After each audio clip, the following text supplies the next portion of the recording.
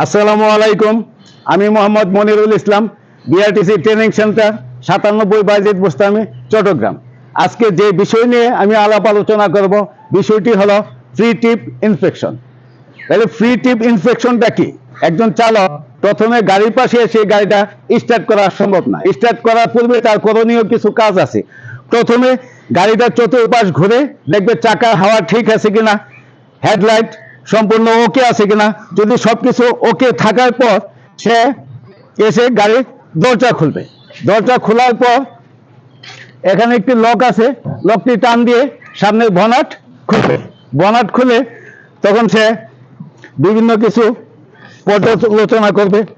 জিনিসটি হলো বনাটটা উপর দিকে আটকাবে।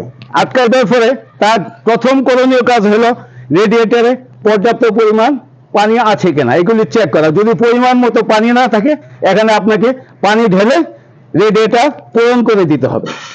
তারপরে কাজ হলো ইঞ্জিন অয়েল, যেটা আমরা সাধারণ ভাষা মোবিল বলে থাকি। এই ইঞ্জিন অয়েলটা আমরা চেক করব।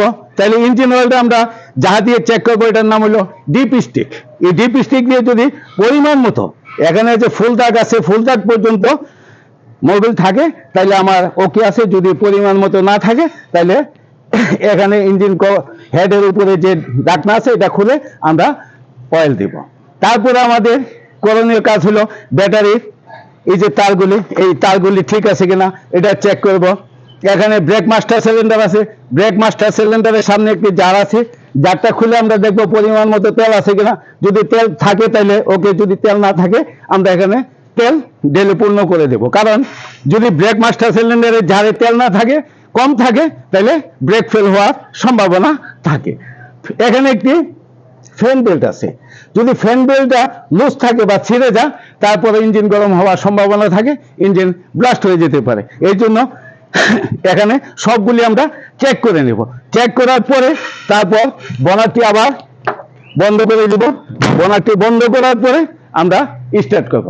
স্টার্ট করার সাথে সাথে আমরা গাড়িটা এক্সিলারেটরে চাপ দিব না, কারণ আমাদের যে লুপ অয়েল অর্থাৎ মোবিলটা আছে, এটা হলো ইঞ্জিনের চেম্বারে। চেম্বার থেকে উপরে আসতে 1 থেকে 2 মিনিট সময় লাগবে।